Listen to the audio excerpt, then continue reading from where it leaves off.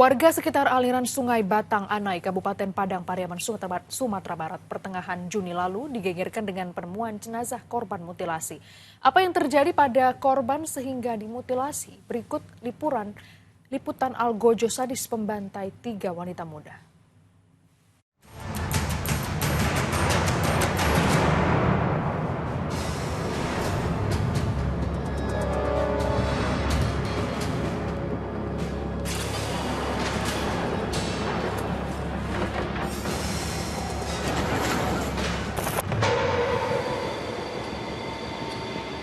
Sungai Batang Anai di Korong Duku, Kanagarian Kasang, Kecamatan Batang Anai, Kabupaten Padang Pariaman, ramai sore itu.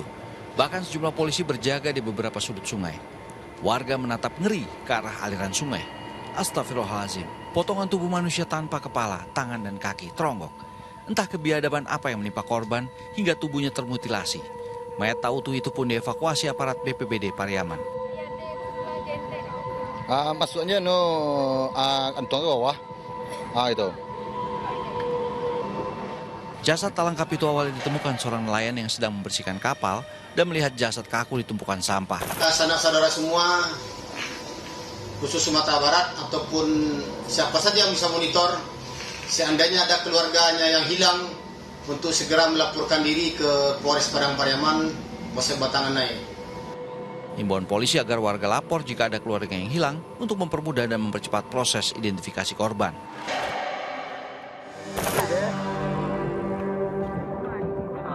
Tak berselang lama, masyarakat di sekitar Sungai Batang Anai kembali temukan potongan tubuh manusia. Kali ini polisi yang lakukan evakuasi.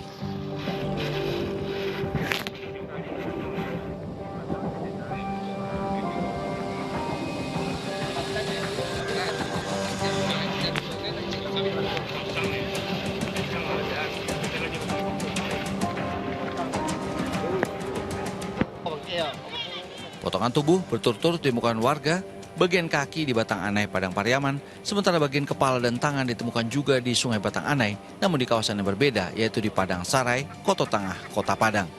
Saat ini potongan-potongan badan sudah dibawa ke Rumah Sakit Bayangkara Padang untuk mempercepat proses identifikasi korban.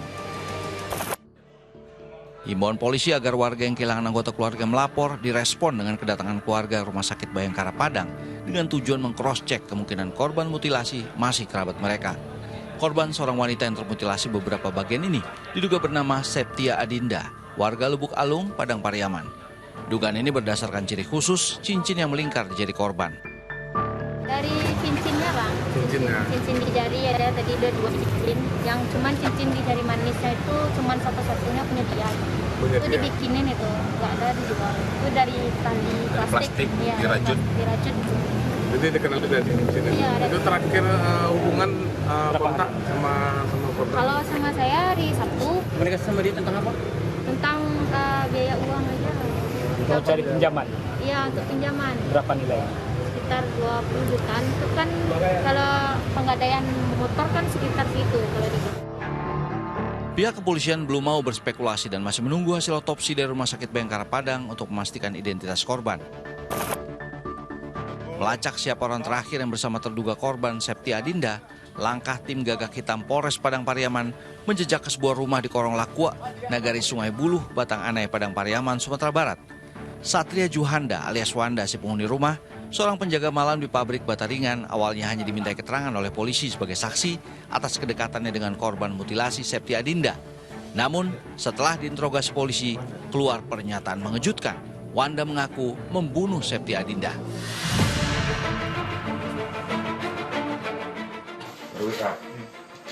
Tapi waktu dari situ ke sini masih bernapas. Tak tahu. Dia kayaknya bernapas. Tujuan kau tempel ke bantal itu kan karena dia bernapas. Masih bernapas di sini karena dia masih bernapas. Kau ambil bantal. Di mana bantal kau ambil? Bantalnya mana? Mana bantal? Tunjuk. Masih ingat bantalnya yang mana? Mana panjang apa pendek? Yang pendek, bantal pendek. Foto. Wanda, teman korban, akhirnya ditangkap aparat Polres Padang Pariaman. Ia disangkakan memutilasi Septia Adinda. Pelaku mengakui perbuatannya membunuh korban dengan parang dan memutilasinya menjadi 10 bagian pada Minggu sore 15 Juni lalu dan membuang ke aliran Sungai Batang Anai. Wanda secara sadis menghilangkan nyawa korban hanya karena korban tak jua membayar hutangnya. Dieksekusinya TKP-nya di Korong Kapalu Banda Nagari C Buluah Timur Batang Anai. Siang rumah dia. Siang perkebunan. Berapa potongan tubuh? Apa yang melatar belakangi dia melakukan itu? Motifnya? Motifnya apa, Dan? Motifnya adalah sakit hati karena ada pinjaman yang belum dibayarkan dari korban. Jadi korban pinjam uang kepada pelaku sejumlah 3.500 dan belum dibayarkan. Sehingga dilakukan penagihan. Berapa potongan tubuh yang dilakukan korban? Tersangka. Potongan hasil pengakuan dari pelaku sebanyak 10 potong. Kejutan mengerikan muncul dari pengakuan pelaku mutilasi Wanda, 25 tahun, kepada polisi bahwa ia telah membunuh 2 orang perempuan sekaligus yang ia kuburkan dalam sumur rumahnya di Korong Lakua, Nagari Sungai Buluh, Batang Anai, Padang Pariaman, Sumatera Barat. Polisi bergerak cepat membawa Wanda kembali ke rumahnya. Lebih jauh, pelaku mengakui ia membunuh Cika, 23 tahun, dan Ade, 24 tahun, keduanya mahasiswi, di tahun 2024 lalu. Kedua mahasiswi ini memang sempat dikabarkan hilang oleh pihak keluarga dan dilaporkan ke Polres Padang Pariaman. Mana yang warga? Warga tadi banyak, baju hijau nih. Pemuda tadi. Warga. Di dalam ada pecah. Foto-foto. Ya. Jadi Bapak menyaksikan, kita buka barang-barangnya ya. Lihat ya. Iya. Bilang. Ya, Pak. Tunjuk identifikasi. Maaf, Tunjuk. Itu sama Masker. Kita tidak bongkar sekarang, menyaksikan aja ya. Oh. Enggak.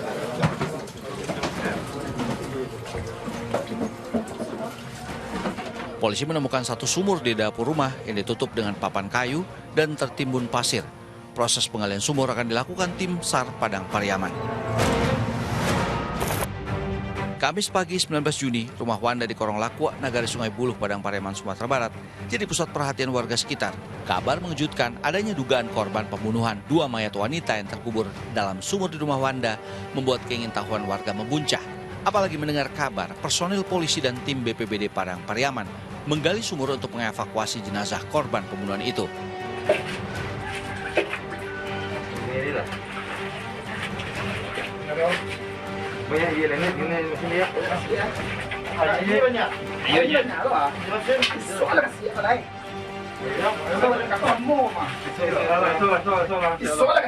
Kalau isu sampai depan,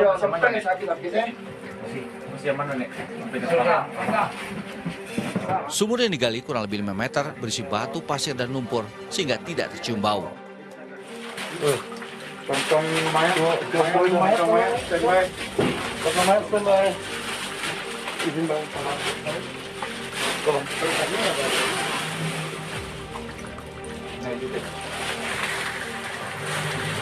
Tim SAR harus menggali berjam-jam sebelum menemukan korban. masih melakukan penggalian, Bang, di lokasi, Bang? Iya, masih. Udah berapa jam, Bang? Sudah dari jam 9 sampai saat ini jam 12 kurang lebih sudah 4 jam. Apa kesulitan untuk penggalian? Ya, ruang yang sempit ya karena sumur kan cukup sempit dan berlumpur. Bu, mundur, Bu.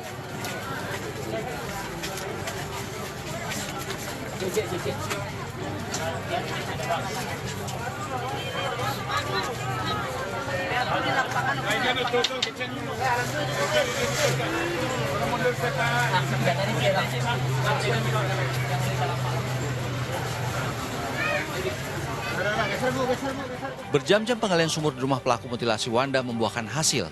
2 mayat ditemukan serta barang bukti baju kedua korban. Jasad korban dievakuasi ke Rumah Sakit Bayangkara Padang untuk dilakukan identifikasi dan autopsi. Warga yang geram atas kekejaman dan kesadisan Wanda sempat menyorakinya saat ia akan dibawa kembali ke kantor polisi.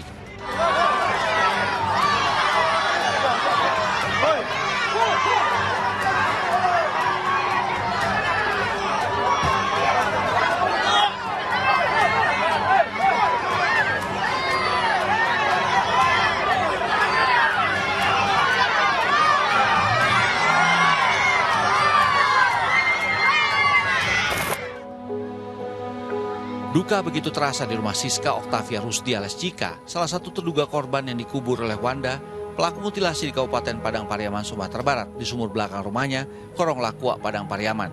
Duka itu makin menyesakan dada setelah ibu dari Siska yang sempat mendatangi lokasi penggalian tempat anaknya dikubur pelaku tak sanggup menahan pilu yang mendalam. Pingsan, dilarikan ke puskesmas terdekat, namun Nil Yusnita akhirnya mengembuskan nafas terakhirnya. Jadi berangkat ke sini serangan jantung. Iya, sama adiknya ke sini. Jadi jatuh di depan pintu SMA itu. Ibunya meninggal dunia. Iya, dibawa ke puskesmas pagi tadi kan. Langsung meninggal di puskesmas. Informasinya kenapa ada meninggal dunia? Mungkin dengan kabar kayak gitu, shock melihat orang ramai di sini mungkin. Sempat jatuh. Jatuh. Sempat datang ke sini tadi itu. Enggak sampai ke sini, cuma di depan itu. Mau menuju lokasi. Iya, menuju lokasi. Sementara bagian tubuh dari korban mutilasi Wanda yaitu paha dan tangan korban kembali ditemukan di Sungai Batang Anai, Jorong Duku, Padang Pariaman. Temuan itu sontak menarik perhatian warga. Kondisi yang membusuk menyebabkan bau menyengat menguar dari bangkai manusia itu.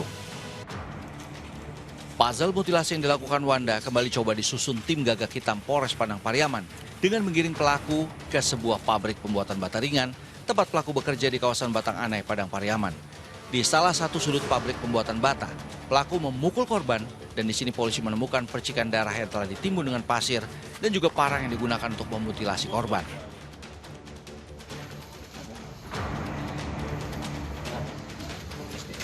Lampu saudara tuh.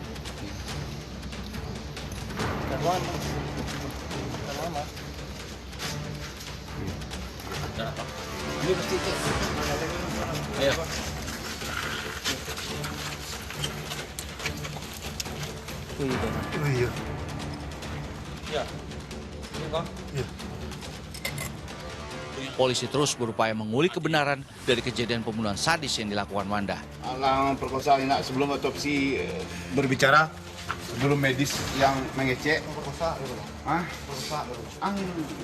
Sekam menyimpang. Lo nggak tahu? Sekam menyimpang. Dan jaminan tadi buat Gini kok kooperatif kalah. Emang gitu bang? Enggak ada doh. Kalah gitu. Sek menyimpang. Sebelum beko medis yang menjelaskan, kalau medis menjelaskan nggak bisa ngomong. Pelaku menyebut emosinya memuncak karena korban tak kunjung membayar utangnya sebesar 3,5 juta rupiah sehingga parangnya pun melayang. Polisi melanjutkan interogasi seputar pembunuhan terhadap dua mahasiswa Cika dan Ade yang hilang di Januari 2024 silam. Semuanya berangkat dari rasa sakit hati dan cemburu. Yang mengerikan, Wanda menceritakan kisah pembunuhan itu dengan tenang dan tanpa rasa bersalah. Kamu pacaran sama Cika? Iya. Iya. Cikanya selingkuh. Cika selingkuh. Kau bunuh si Cika itu? Iya. Terus kenapa Dedek kau bunuh? Yang ngajarin si Cika nih selingkuh si Dedeknya. Di KKN dia jadi. Kau bunuh juga si Dedek? Iya. Terus apa lagi kamu bunuh? Enggak itu. Yang naruh sepeda motor di mana? Foto tangga siapa orangnya dia? Iya, Pak. Kamu karang? Apa? Kamu karang itu ceritanya? Iya, Pak. Hah? Iya. Karang gimana? Skenario gimana? Saya bawa ke situ dulu, Pak. Terus saya taruh rebahin. Terus saya membuang sandalnya. Pulang gitu. Udah meninggal? Udah. Polisi terus memburu barang bukti yang terkait kasus mutilasi Septia Adinda. Tim Gagak Hitam dan tim Inafis Polres Padang Pariaman melakukan olah TKP di sebuah kebun kosong di kawasan Bukek Bule, kawasan Batang Anai, Padang Pariaman. Ya, selang apa darah-darahnya kama? Bah. Darahnya lap-lap juga Bang. Terus sisanya Banyak darahnya tuh Mas sayang, orang hidup tuh. sisanya Ada baju apa Bang? Baju anggota pabrik oke Bang. bajunya di anggota pabrik masa ada masih ada dalam baju yang buang. Di dalam semua. Enggak, di Mambok. Semua baju yang di tangan dia, Bang. Oh, tak iya. Baju Dinda. Polisi menemukan 6 helai karung berjejak darah dan 1 helm yang diduga milik korban Septia Adinda. Duka yang tak bertepi dirasakan keluarga korban mutilasi Septia Adinda. Begitu mendapat panggilan untuk melihat korban mutilasi di Rumah Sakit Bayangkara Padang pada 17 Juni 2025 lalu. Jantung ayahanda Septia Adinda berdegup kencang. Saat itu ia sadar anaknya berpulang dengan kondisi yang memilukan. Bergetar menahan duka dan amarah, ayahanda korban meminta keadilan. Pesan saya yang pertama, kalau saya bisa eksekusi dia langsung, atau kalau nggak bisa hukum mati aja. pelaku mengatakan ada utang piutang, Pak. Itu gimana, Pak? Ada sebenarnya? Nggak ada anak saya pernah cerita utang sama orang. Dia tidak terima, Pak, ya? Saya tidak terima. Ada yang berbeda dari tampilan pembunuh berdarah dingin bernama Satria Juhanda alias Wanda yang kali ini muncul dengan kepala yang pelontos. Sulit dicerna akal sehat. Wanda, seorang diri, menghabisi nyawa 3 wanita muda, 1 diantaranya di waktu yang berbeda dan dengan cara yang lebih sadis, dimutilasi. Bahkan kekasihnya pun, Cika, direnggut nyawanya. Jadi berdasarkan hasil penyidikan dan kinerja teman-teman di lapangan terhadap saudara SP, panggilan W sudah kita tetapkan sebagai tersangka, dan untuk alat bukti yang dikumpulkan oleh rekan-rekan ini dirasa sudah cukup untuk kita bisa menetapkan sebagai tersangka. Proses penyidikan masih berjalan. Ketiga korban pun masih diotopsi dan diidentifikasi. Akankah ada kejutan baru dalam kasus ini? Dan apakah si pembunuh keji Wanda akan dijerat hukuman mati?